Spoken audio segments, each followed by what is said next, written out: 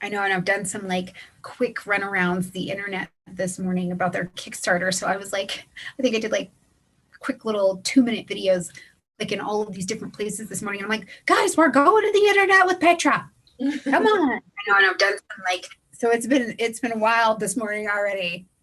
Yeah, I got up early. We had wild winds all night, and somebody was telling me in Arizona they had them too, and somebody was saying that there's solar winds coming in yesterday and today. So it's just like, woo, that Uranian energy is super strong right now.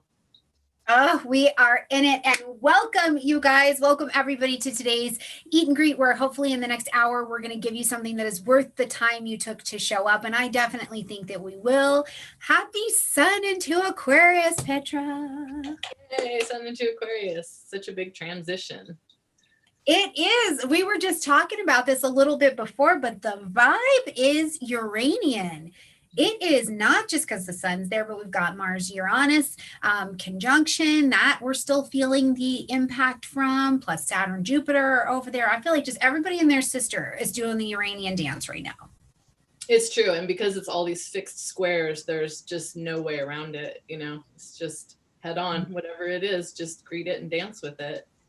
Absolutely. Well, and then, as the moon whippens and zips all month long and it makes every like fixed energy tap in, we get all of those aspect feels as well. So just a chance to activate the Uranian energy over and over and over and over.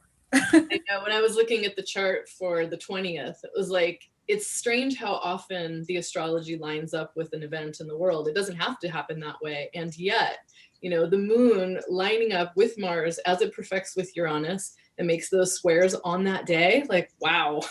Hot ticket items, right? Hot. It's a good day. It's a good big day. Mm-hmm.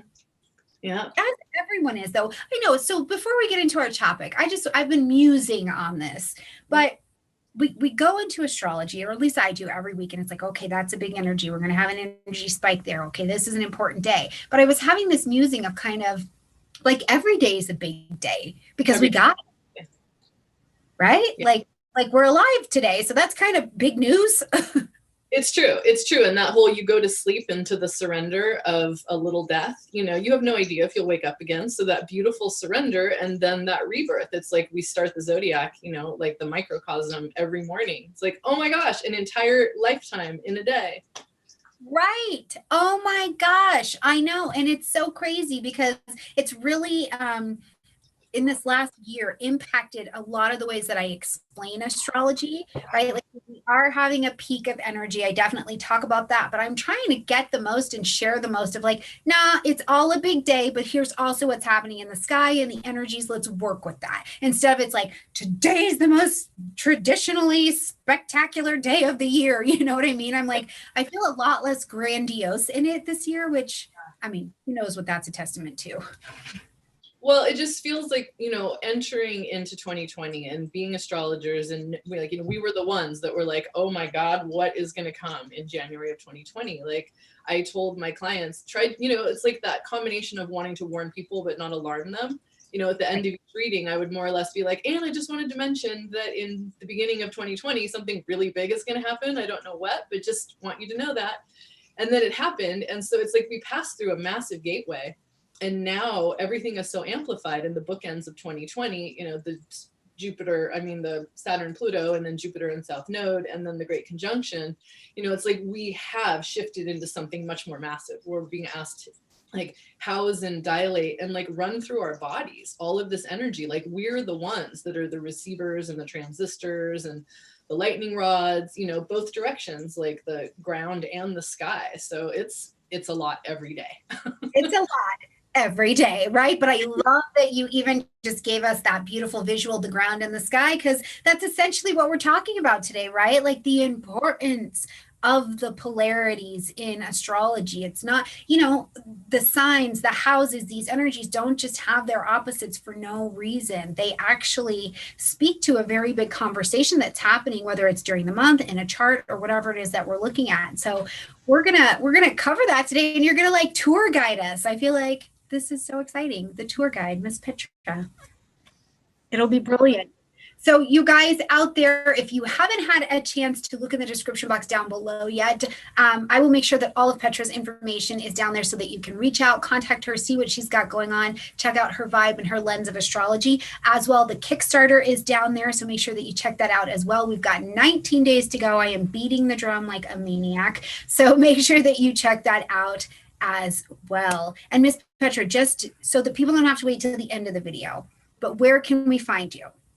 You can find me on my website, paetratauchertastrology.com. I also have a pretty active Facebook Paetra Tauchert Astrology page, which is a little weird. I got banned for a non-political post. There's been so much censorship happening. So I'm there until I'm not, but I like it. You know, I really enjoy providing daily content, and I'm on Instagram. I'm on the Mighty Network, you know, trying to branch out. I'm on Telegram. I also have a radio show called the Astroscape podcast.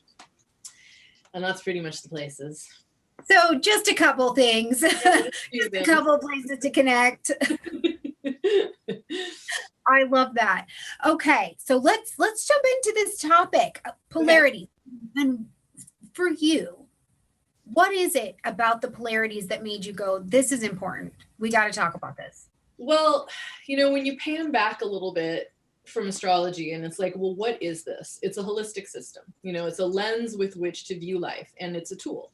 Like, there's so many people that are like, oh, you believe in astrology? It's like, well, you know, the best metaphor I've heard is, do you believe in a crescent wrench? You don't need to. It works either way. It's, you know, astrology is a giant clock. It's a bunch of interlocking cycles.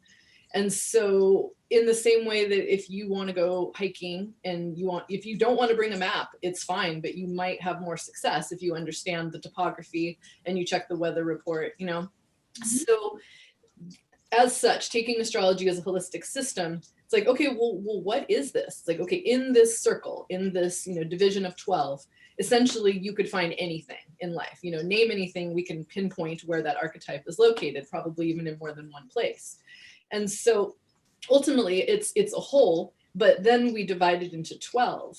But the way that I really hold it, like when I really think about the philosophy of life, which is what with astrology, we are philosophers, you know, anybody who's contemplating life in a system, it is that I think that the Eastern people have it nailed with the Tao, you know, the yin yang, and that everything is this duality, but it's not black and white in terms of one and the other without one containing the other.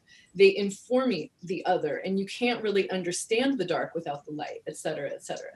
So if we extrapolate that into the signs and we get the dyads, we understand that Aries is with Libra. You cannot understand one without the other. And et cetera, et cetera, et cetera. And, you know, and as with all things astrology, you can dive in, you can take a very superficial understanding of that, or you can really dive deep. And I feel like, you know, I'm primarily working as an evolutionary contemporary astrologer, although I've been studying traditional for a few years now and weaving it in. But understanding the polarity points and working with the nodal axis and understanding there's, you know, like if you're with evolutionary astrology, we're looking at the South Node as being kind of the sum total is what you've come in with from prior lifetimes, and the North Node where you're going. But it's not like, ooh, South Node's the enemy, get rid of that. You know, North Node, got to work that. It's like, no. There's going to be different times in your life that you're working each angle. And ultimately, it is something we want to ascend. We want to get past the point of the duality. And I think that here on Earth, this soul school, like we go from extreme to extreme in an attempt to be like, oh, there was the middle path. And then we swing over to the other extreme. Oh my God, there it was again, the other extreme, you know? And it's kind of like the metaphor of like when you look at the Himalayas, you know, there are these giant mountains and they seem like they would be the old ones, but they're the youngest. And then you look at the Appalachians in the South and they're the oldest ones, but they're very like, you know, worn down and kind of small. So I feel like that's what we're doing here. We're rock tumbling through these extremes again and again and again. And when you have your birth chart, you know, what you get assigned, which I think astrology is a combination of fate and free will, where we have a certain amount of fate, but even that is coming from free will of us working with the divine and creating an architecture of this is the chart you're going to work with. These are the events and the situations that I would like to negotiate on a soul level. And then your response to those fated events is still free will. Yeah. So anyway, Oh my, you're all just this. But that's beautifully said, because I just, in my practice, we talked about this a little bit before. I see the duality. I'm a mercurial by nature. So it's duality is quite comfortable for me, but it's very much so that I don't think you can have the information if it's only one sign. It's like I can tell you I'm, a 14-degree Taurus, but I can tell you just as much that I love some Martian energy. I really get fired up by that investigation of those energies, because it's so incredibly different from mine, but they inform the practice.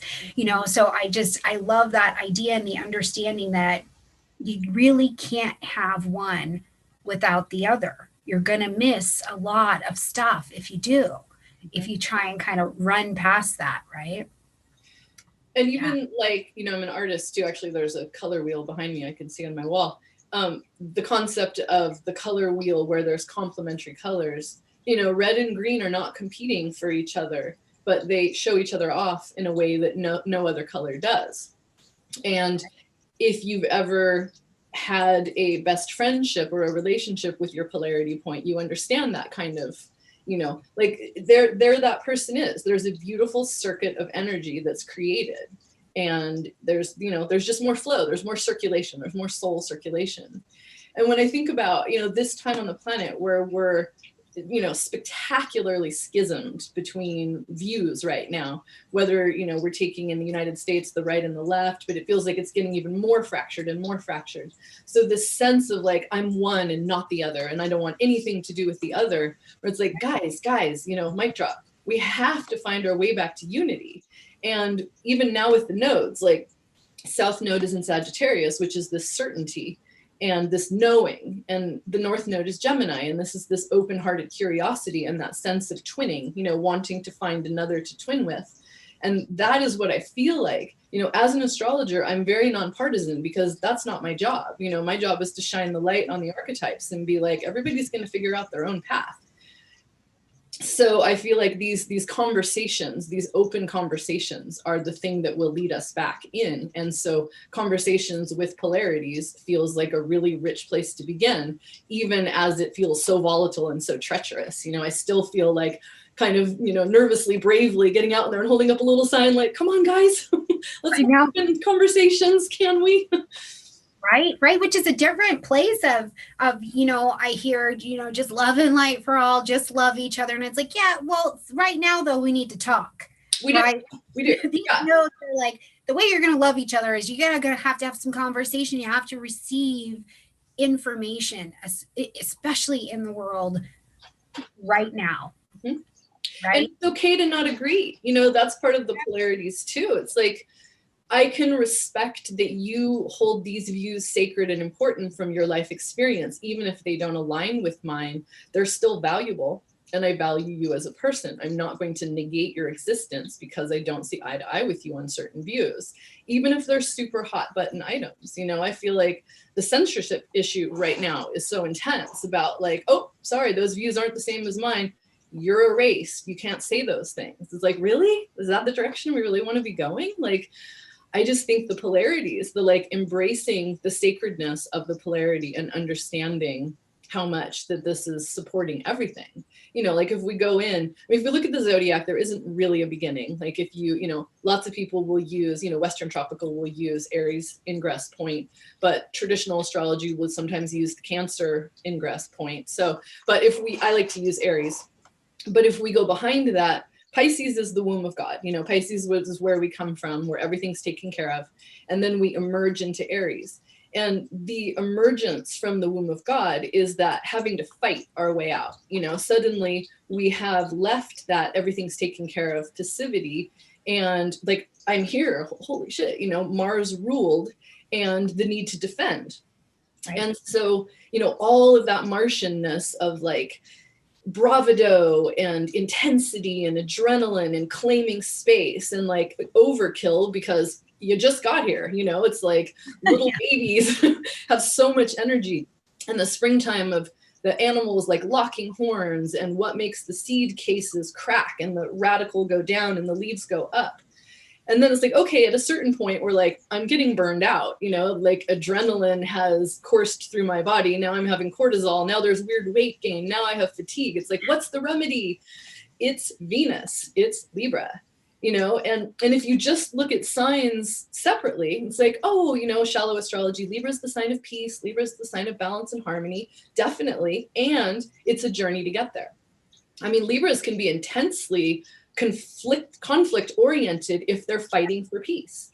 You know, they're willing to, like, there's an instinctual sense with Libras of, if the majority is taking this position, then a Libra is on some instinctual level going to take the underdog position, even if they don't believe in it, just because there's a need for balance, you know? And so for Aries to be the god of war, to be charmed by this incredibly powerful, equally powerful goddess of love, you know, who's teaching the way. And even if it's tough love, that there's this, you know, incredible synthesis that can come between, you know, and if we look at the houses that are like, you know, you can't pin the signs to the houses, but there is an association that is worth using for understanding, especially with the polarities. The first house is the house of self. You know, it's the house of like my relationship to everything, and my needs are first, and I'm going to defend my needs. You know, typically an Aries Martian person is terrified of losing themselves.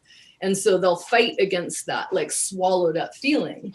And then Libra is like, wait, like, let's find the middle point. Like, surely if I hear your side and you hear my side, we can keep doing the weighing, the processing with the words. It's an air sign. You know, the Aries is just going to be that intense fire, but Libra teaches to use the words. You know, even it's like nonviolent communication. There's an intense fiery thing that's happening here, but we can use words to make it visible and to make it in a way that we can work with it. And it can become charged information that can be exchanged in a way that is productive. You know, that's a very highly functional Mars Libra combination. I don't know what Marshall Rosenthal's chart is. For some reason, I think it might be Scorpio. I feel like I've looked it up, but it would be interesting just because he's the founder of NBC, and to just kind of see like what's he got, you know, going on in that axis. Yeah, it's always fascinating to watch people now, because I feel like I look at people and I'm like, oh, that's a cute shirt, but also I wonder which placement, you know, Definitely. but that's what the ancients have been doing for years, is constant observation, right? Exactly. So I mean, that's what astrology is. It's pattern observation. And before, you know, the modern world and lights and screens and TVs and books, like the sky story was the main thing going. So all of this pattern observation. So it's phenomenal. And I just like, I think about the polarities too, Petra, and I'm like, oh my God, like I loved that Mars came out of retrograde last year, Friday, right? And I love it. I'm like, yeah, that's the only way shit was going to get done, if Mars came out of retrograde in the house of Venus. Because at that point, Mars was amped, right? There was some, he said there were some things to be done. And I'm like, coming out of retrograde in the house of Venus, I feel like was a polarity savior for all of us, because Venus is the only one Mars ever listened to, right? Right. And we know that from the mythology. So I'm like, I feel like that polarity, we can even see it as we watch the transiting energies and they interact in their polarities in the sky. Because it's like, okay, we're going to have this is a saving grace right here. Mm-hmm, mm-hmm. Literally a saving grace. Because we need all of the energies. We need the super intense expression of Aries, and for it to go a little too far, and for then to find the alignment, you know, like the Jupiter is the go a little too far. You know, here's how do we grow? How do we learn where the right boundary is? Saturn, if we don't go a little too far, Jupiter.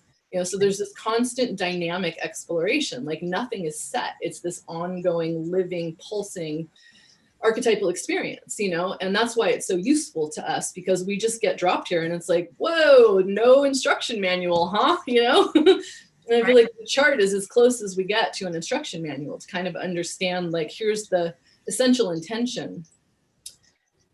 So, which is interesting, because then you get to Mercury, right? Who essentially is one of the ones, we can align it with Jupiter as an opposing energy, but Mercury really kind of has his own non-opposite energy, and he kind of does his own thing, going from the, the daytime to the night, the here world, the underworld. He's like, I'm just living my best life. I'm my own duality. Well, he's the magician. I mean, Hermes Trismegistus, the as above, so below. I mean, that's the original concept, understanding of the polarity. And that's why so many things work here. This question of why does astrology work? How does astrology work? It's like, well, everything has everything. Like if you just look at the simple basic expression of fractals, you can take the tiniest little thing and it just, self-same across scale. And nature does that in so many different ways. So Mercury is the keeper of so many of the mysteries, and their capacity to go above, go below, daytime, nighttime, psychopomp, journey to the underworld, I'm back, winged feet, like. Right, just doing the most, right? Just doing what Mercury does, which is the most. Mm-hmm. Yeah. So go ahead. No, good. Okay, so I was just going to say, so Taurus, so we move into the next one, and so with Aries, we're maximizing spirit, identity, will. And then when that exhausts itself, there's that sense of like, oh, I have a body, like, whoa, resources. What do I do here? How do I survive? Earth, clay, spaceship that we get for the whole time. And so, Taurus being about what we value and what brings us pleasure, like every sign has a reason for incarnating. And for Taurus, it's for pleasure. And the purpose is to make this so inviting and so wonderful that spirit wants to come in. And so all of the, like I like to think of astrology a lot with the agricultural cycle and the seasons and cycles of light and dark, because that's really what it was developed from largely. And so Aries is that initially that point where everything sprouts. And then Taurus is when it slows down a little bit. It's not quite so like manic, and the big leafy greens grow, like I like to grow poppies in my garden. And Taurus is the time where if the seed starting happened at the right time, it got the right kind of water, then it makes these massive bases of leaves or a cabbage. And then they get smaller and smaller and go to the top where they'll become aerial. But Taurus is that holding. And it's as such, it's very, it's one of the survival signs. Like Aries, Taurus, and Gemini in particular are like, I just got here. I'm learning how to survive. Right. Like, okay, lights are on. I'm figuring something. Yeah. What do I eat? And as such, Taurus can be very self-centered, not in a negative way, but in just a definition of, a really grounded, engaged Taurus has so much juice with the universe and with nature that they don't even necessarily need anybody else. It's just like, yeah, this is great, and then when a Taurus does choose to engage, we kind of cross over to the Scorpio, or it's like, oh, instead of just me filling my cup, Scorpio is when we come across and it's like two people that have very full cups that are like, let's connect, so that intense, sensual, sexual, emotional fusion where the deep, exchange takes place, which is so rich, because as amazing as it is to get here and be like, I exist, we're a little lonely, it's like, but wait, who else is here? So whereas Libra and Aries are doing kind of that negotiation of partnership, it's a little more descriptive of just, self and other. With Libra, Scorpio is like, now is when we do the molecular fusion. But Scorpio gets to a point where it's like, there's been such intense exchange that what can happen is the cups get emptied and the relationship becomes depleted, because people forget to go back to the Taurus polarity point and refill the own cup. It's like, self-care, alone time, what do I like, not just what do we like. And then after that gets filled, then we can go back into the into the Scorpio. And it's like, I think of Taurus and Scorpio as like the tantric axis too. And the tantra with Taurus can be my own tantra, and then Scorpio is the like, let's arc it together, and Scorpio 8th house stuff is also like shared resources. So whereas Taurus is generating its own money, its own vibe, its own kundalini, all of that, then Scorpio is like, what's it like to come together? I was taught a good metaphor for the Scorpio Taurus, which is, with Taurus, you're like, okay, I've got all this money, I'd like to double it. And then it's like, okay, we'll think of Scorpio as like a business partner. It's like, well, you could double your money, but it's a risky thing. You could totally lose all your money, but you have to take the risk, you know? So Taurus is very safe. Scorpio is very edgy and risky, and they're going to teach each other. Yeah, I mean, it's so intense because I call that the polarity of vulnerability, you know, like really, truly resource vulnerability there, because it is, right? Everybody's cups, like you said, are so full that they're like, I'm good, but I'll come over to your house and maybe we can share our cups. And so it's very, very vulnerable. And at that soul level, I think on this axis, all of them truly, but on this one, like, I just feel like you watch this axis and you can see and sense the vulnerability. So as the nodes get ready to move on and we move into this Taurus Scorpio time, I think that all of the learning, all of the conversation we will have done during our Gemini Sag node time, we're going to have to really bring our conversational skills to the table, because resource wise, I think we'll feel a little bit more naked. I think we'll feel more vulnerable and figure out how we're going to cup fill and cup share and how we're going to do all of that in this next, you know, polarity time that we experience as a collective. So it's going to be the resource vulnerability, I think, will be very real. Agreed. I think that's a really astute observation. And it's also very interesting that the nodes move clockwise, or, you know, whatever the opposite of the other signs do. Yeah. And that means that developing the conversational skills precedes going into that raw, pretty non-verbal resource sharing. Right. Maybe talk before you have sex. Yeah, exactly. Make sure you actually like each other, you know, like they always say, like the old timers always say, make sure you pick somebody you can talk to, because after a while, that's all you have left, you know. And when you're in the Taurus Scorpio, you're like, what? Nuh-uh. This will never go away. We're going to make a lot of money and have good sex as long as we can. Exactly. And then we'll discuss those things when we get older that we did. That's brilliant. So let's move to the Scorpio, the Cancer Capricorn, because we experienced this. Yeah, we just came out of that one. That's a big one. I mean, that's the axis of family, you know, the axis, like Cancer is, well, first of all, coming through, you know, Aries is the spirit, Taurus is the development of resources and body. Gemini is where we are like, what do we call everything? You know, like what are the names? What? Oh, wait, we kind of skipped Gemini Sag. Oh, we did. Yeah, they're important.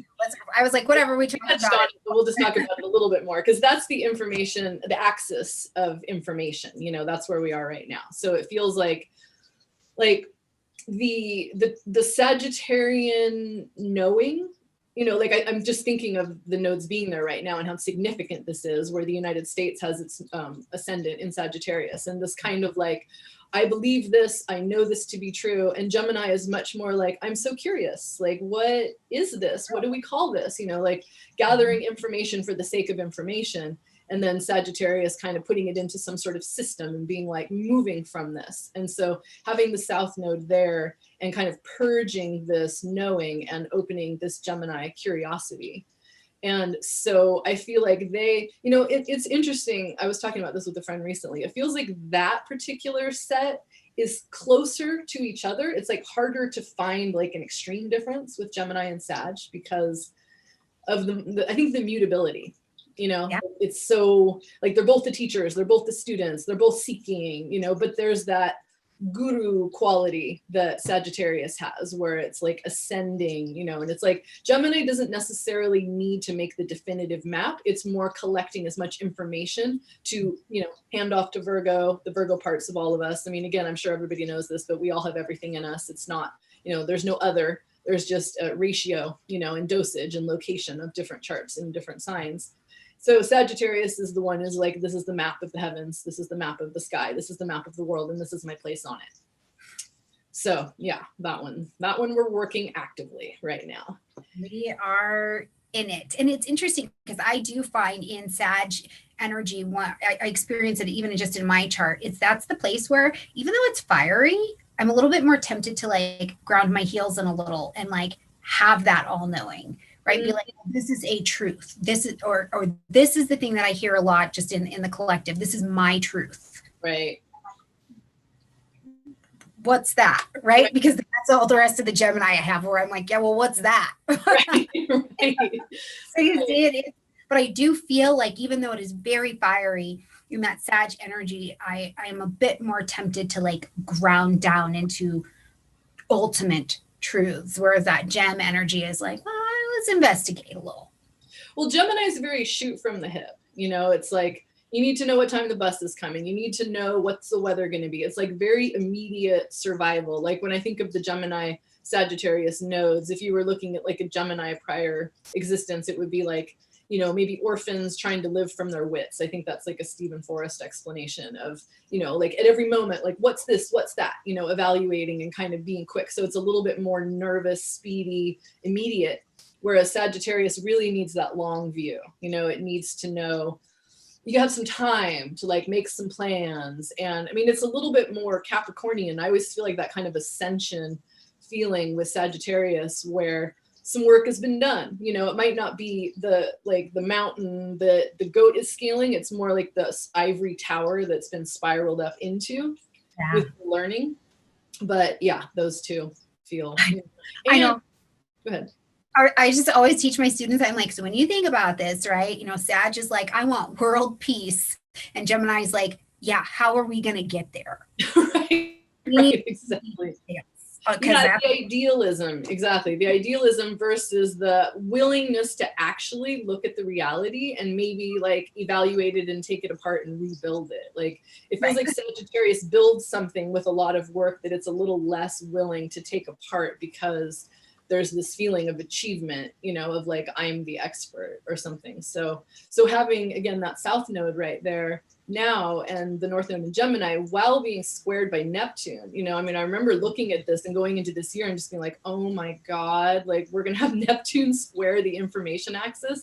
I can't imagine how that could be hard, you know? Like a blur, like the idealism is huge right now. Huge. And it's like the Tower of Babel. It's like, so many different stories and languages, and it's literally like different countries where people don't relate. Like I'm very mercurial, I always have been. Like even in high school when people would have like one established group, I was like friends with all the groups. I would go back and forth between, and I still feel that way. Like I like read this news, read that news, talk to these people. And I'm just always trying to, I mean, I've got Jupiter and Sag and Saturn and Gemini, so I'm working that axis really hard in this life, you know, and my moon's at the T-square. So anyway. Okay. Yeah. So then the Cancer Capricorn, that one being ruled by the moon and ruled by Saturn. And there's that relationship between the micro macro between the moon and Saturn because of the 27 and a half-ish days and the 27 and a half-ish years. Yeah. And so that super soft, internal, Cancerian, protected, my hearth, my family, my clan, what I love, what I protect. And then the Capricornian, like, this is like, I must set aside my, you know, immediate needs, my feelings, so I can protect. And, you know, it's like that austerity thing. And so the Cancerian part is where we're, you know, when you go through the development, like Aries being fire, Taurus being earth, Gemini being air, and then you get to Cancer, this is the completion of the elements. So this is where we personalize our lives and we start to care. Like if we didn't have the lunar Cancerian piece, it would just be this kind of robotic, abstract universe that's just like information. Why do I care about any of it? But with Cancer, it's like home, root, family, and processing that, like, you know, I need to process my feelings. And I come from the school of believing that it really boils down to feelings, that the emotional process is where the evolution happens. And so unless we're digesting our experiences emotionally, they're just abstract. You know, it's the same problem. So that point, but then what can happen with Cancer is the pinwheel on the Mac. I'm not ready. I'm not ready. I'm still not ready. Nope, still not ready. You know, and it's like, well, at some point, you know, Capricorn is like, if the gestation process of the baby, let's say, you know, a human baby, we know that if you go to 9 months ish, perfect. If you're shy of 9 months, that's a problem. If you're longer than 9 months, that's a problem. So the Capricornian Saturnian piece is that there's a right time for everything. And that is that dyad between Cancer and Capricorn. You know, I'm not ready, I'm not ready, I'm not ready. And then in that moment, the apple just falls off into your hand and you're like, yes, you know. But if you take Capricorn, it can be, you know, Saturn ruled so cold and dry and austere, it can forget to have fun. You know, I mean, typically a Capricorn is going to start out serious and get lighter as they go. But I mean, they get it more than anybody else. Like, this is a Saturnian world, and this is the work that needs to be done. It isn't about your will. It's about aligning with the higher will. And if you work hard, you succeed. And that can just breed workaholism if there isn't that, like, and make sure that you're taking time out. Make sure that you're spending time with the family. Make sure that you're feeling your feelings. You know, somebody who comes in with a really strong Capricorn, South Node signature, Moon signature, it's like, there's probably some unprocessed emotions that still need to be liquidated, you know, and flushed through so that we can get that earth, water, beautiful thing, which when it's in the right balance, that's what grows life. You know, if you get it wrong, it's mud. But if you get it right, it's, you know, everything we eat. Everything. Yeah. And it's beautiful because it can be, I find the propensity sometimes to just, like you said, be so serious that it's like, well, yeah, they hurt your feeling and everybody has hurt feelings, move on. And it's like, no, on that access, you gotta go why you got your feelings hurt and understand that, because that is the evolution of Capricornian achievement, is to have that beautiful understanding. And I find this, I don't know if you do, but I find this with myself and students a lot too, where I'm like, you have done all of the learning that is available at this level. You have got to go out there and achieve something with that now. Get out, like very Saturn, right? Time to be born. Yeah. Get out. Exactly. We see it in nature. Those little birds are like, no, and the mama birds are like, go, you know, fly or don't. You're on your own, buddy. Like, right? I love that. Or don't. I do love that Saturn has the or don't option available. Or don't. Yeah. It's or don't. Yeah. Yeah. If it was just a lunar world, it would be, you know, so padded that, you know, nothing ever really got achieved because there's too many soft, you know, no soft edge or no edges, only soft, rounded, padded corners. And that's lovely. And that's super important and it's crucial. And yet, I know when people are like, oh, I'm sick and tired of being sick and tired, or I hit my bottom, or I had enough. I'm like, oh, you had a chat with Saturn. Yeah. Okay. But that's good because that's the place where we'll start to do something else. Yeah. Well, and I think of this, the Capricorn, Cancer, or Saturn, Moon, any of that is like wringing out the sponge. You know, when you're in the Saturn Capricorn side, it's like wringing it out, and the sponge is like, oh no. But then on the other side, it gets to go back into the warm, clean, soapy water, and that's the lunar part, Cancerian. It's like, oh, I feel so good now.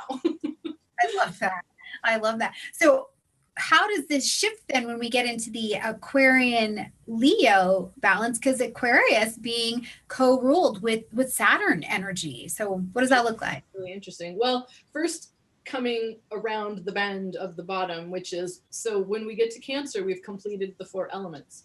So as we go into Leo, that's where we become creator gods of our own, you know, like, okay, what do we make, you know, ruled by the sun, and this need to generate heartfelt, you know, incredible, radiant contribution to life. Like Leos need to contribute to the life force. They need to leave a legacy that lives beyond them. And obviously children, you know, is the first line of that, but children of any sort, thus the creativity and the art. But that Leo, I mean, you know, we all know wonderful Leos that are so comfortable on stage. So, you know, like whether or not they have a real crown, they've got that crown on their head and they just hold that. And so, and then we look across and we're like, well, who's the audience? In one capacity, Aquarius is the audience. But what Aquarius is composed of, ideally, is a bunch of Leos who are all doing their very best, their pinnacle best. And it's an equality sort of thing. So nobody's needing to like monitor each other because everybody is aspiring to be the best. And then there can be this rotation of who's on the stage, who's the audience. You know, and if you think about the Leo at the top of the pyramid, the ruler, so to speak, like not much is going on if they don't have all of these people down here. So it's this dynamic between needing to be important, needing to be, you know, this contributor in a heartfelt way, and needing to be this brilliant, you know, other, like not needing, like I think of the Leo Aquarius as Leo is very heart and feelings oriented, big message that way. And Aquarius is very mind brilliant oriented and needing to be right that way. And so they balance and they check each other because, you know, excessive Leo is just a little too much me, and excessive Aquarius can be very kind of disassociated, attached, metallic, you know. But So going back to the Aquarius Capricorn, like when I started studying traditional astrology after doing contemporary, I was like, what? Saturn does not rule Aquarius. I know. Oh my gosh, that's so funny. Yeah, that was the toughest swallow of all. But then when I had it explained in a way where, like, if you look at how city states were developed, you know, it's like, okay, here's in the olden days, every city had a wall around it. And inside of that wall is all the Capricorns, the laws and the regulations and the rules and all the structure and everything that's functioning. And so they're all like learning how it functions, being part of that and succeeding. And then outside of the wall, either by choice or by being cast out as heretics, are the Aquarians. And it's not like if you take the Uranian version of Aquarius only, then you have these like wild, crazy adventures that are like running out into the woods and don't care about anything. It's like, okay, that is a certain part of Aquarius, but I have a nice collection of Aquarians, and like most of them aren't really like that. They have an eccentric side to them, but there's also a very conservative side and a very fixed side. And they're outside the wall, also looking inside the wall and having very strong ideas and opinions about what should be happening in there. You know, they want to innovate and they want to develop it in a way that it's better. They're the far-seeing ones that like their minds move so fast that's why traditionally that's the heretic energy, where it's like, oh, she's a witch burner, you know, too scary, can't handle. And so here we are at this time where we're coming. I mean, we could say that like the shadow side of Leo is definitely one of them is narcissism. And we're in a narcissistic age where there's a lot of consumed with self.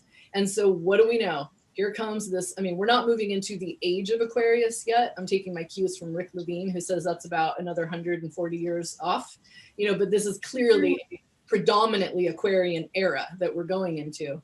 And so this balancing of the narcissistic age of me, you know, like the me generation, the Pluto and Leo, we've had other Pluto generations, but still that Pluto and Leo generation is very dominant and holds a lot of the power and the cards and the money and the resources. And we're looking at this like drastic inequality that partly has to do with the Pluto and Leo generation. Mm-hmm. And now we have like, oh my goodness, all this Aquarius, and we're not even to the Pluto in Aquarius. I mean, that's really when like, boom, you know?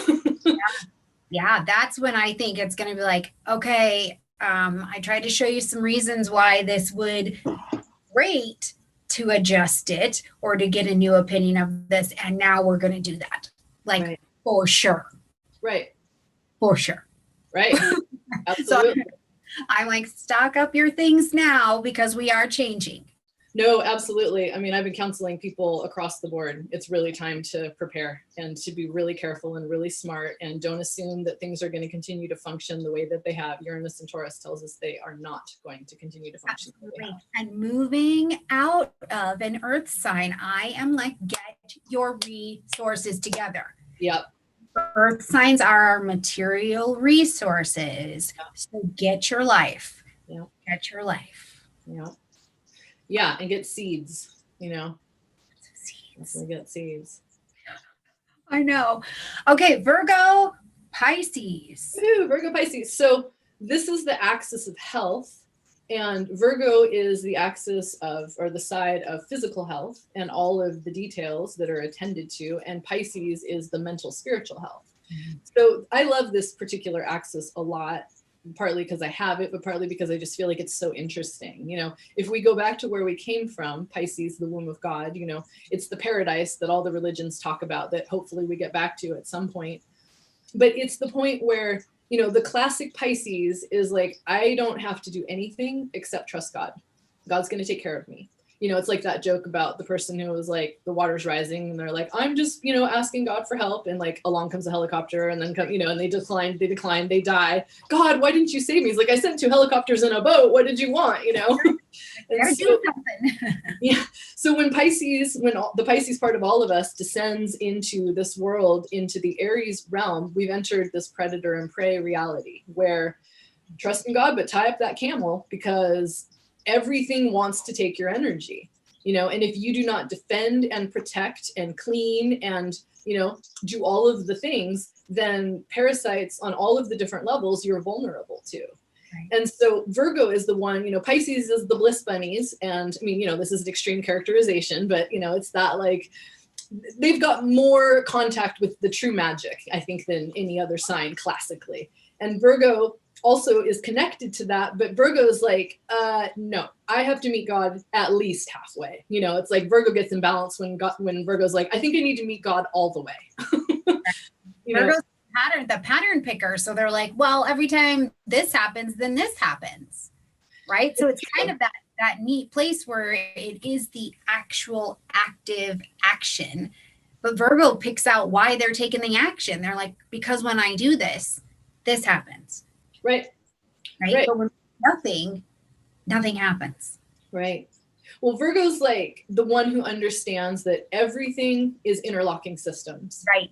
Right. And if everybody does a good job, then life functions in a healthy way. But if anybody drops the ball, it's just like boom, boom, boom, boom, boom, boom, boom. And that's what we're looking at in terms of why we need to be preparing right now. We know that the supply chains of all sorts of things have been, you know, harmed at best, destroyed at worst. And so Virgo's like when Virgo gets excessive, it's because it's so serious about this having to do a good job, because this is where health is found. You know, I feel like the 6th house, which is the Virgo associated house, is kind of the unsung hero of the zodiac in a way. Like it's like, you know, like paying bills and brushing your teeth and sweeping the floor, like how unglamorous and annoying. And yet try not doing those things for like a couple months, you know, it's not going to go very well. That's when the parasites settle in. And so Virgo can take cues from Pisces by making these things magical. You know, there's a way to infuse all of these daily tasks with, you know, like magic is a mindset. It is something that we bring into everything that we do. And so that balance between Virgo being able to do all of the things, but not get lost in drudgery and not get lost in Cinderella-ness and not get lost in, you know, the discipleship of like, oh, it's just me serving somebody else and I just work and work and work. It's like, no, there is a glorious magic to this work. Absolutely. Like the sacred, finding the sacred in everyday things. Exactly. Exactly.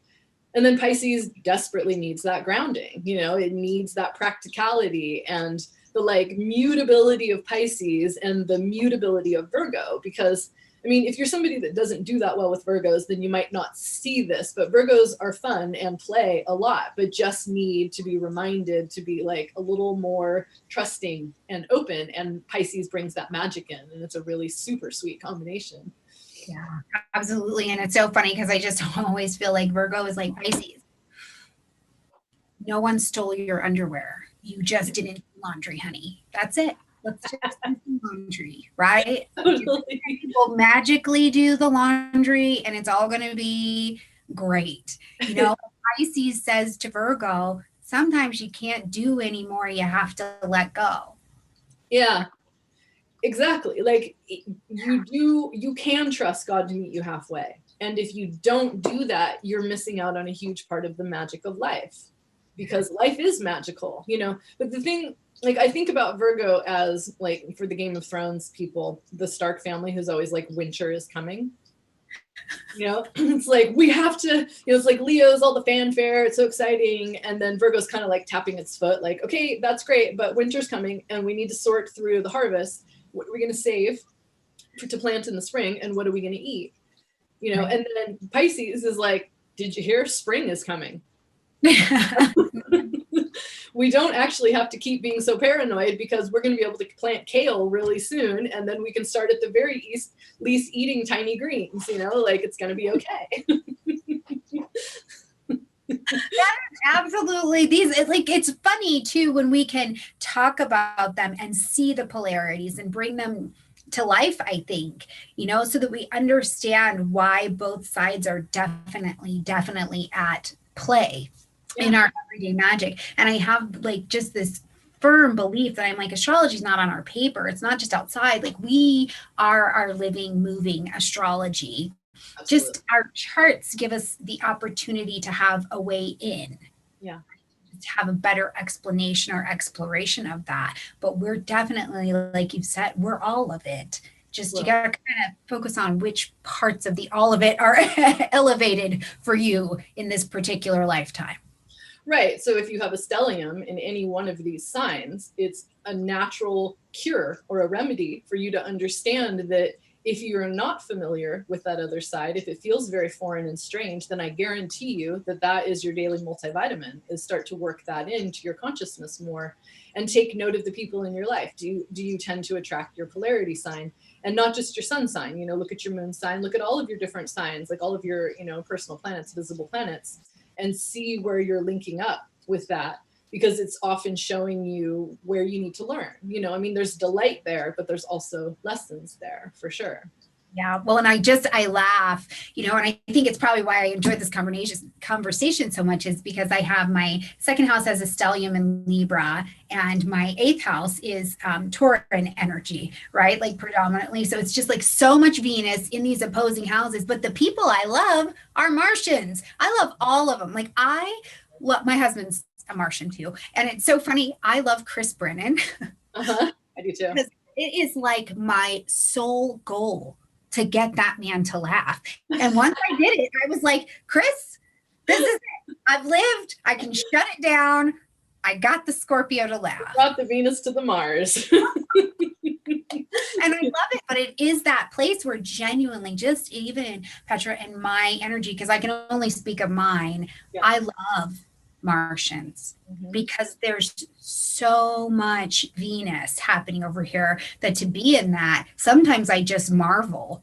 My husband's in Aries. He's like, I don't want to do that. And I'm like, I don't understand. It would be fun for us. He's like, I don't want to. And I'm like, no, say it like again. Like, what do you mean? So it's very much that. Yeah.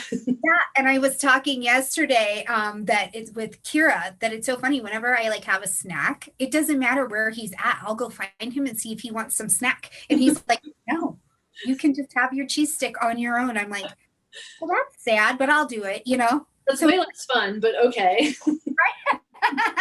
So I'm learning to go do things and be on my own and to do them. I am definitely in a lifetime of learning to be a doer, not a beer. Not a Venus. I like to be. Well, you do it well. Thank you. It has been perfected, I'm sure, for lifetimes. Oh my gosh. Well, the chat is just lit up. People have really enjoyed this, and I have enjoyed you. And I felt like we had a little fiery chat today. It was super fun. Yeah. Oh my gosh. This has been wild. You're welcome back just anytime. This was so fun. Yeah. Wonderful. Yeah. And truly, the people in the chat, like, hopefully you'll go back and like read through the chat, and people are just loving your energy. So you guys, I hope that you'll go check out Miss Petra's work and see what's going on, see what she's about, because I just love your perspective. Thank you. Well, it's ever developing. I'm an eternal student. Like, I can't really stop. Yeah. Well, if you're Mercurial, I get that. Right? It's like, well, what about this? And what about this? And so, but that's the place that I think makes interesting humans, interesting soul journeys, because there's a lot to take back after you've had a glance around. Yeah, agreed. And I think like when I got into astrology, it was never learning. It always felt like remembering.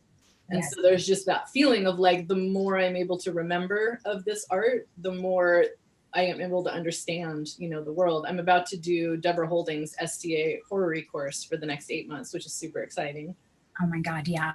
And if you guys don't know about that, I'll put some links so that you can check that out as well. Because we have a lot of people who are investigating, where they want to do their astrology education, what's next, things like that. So I'll make sure that stuff is down there too. So thank you for mentioning that. I'll make sure it's below. All right, you guys, hopefully, oh my gosh, I'm lit up. I feel good, but hopefully we gave you something this last hour that was worth the time you took to show up. And I'm looking forward to seeing what else we collaborate on, because I don't know, I have a sense that something good's coming here. So cool.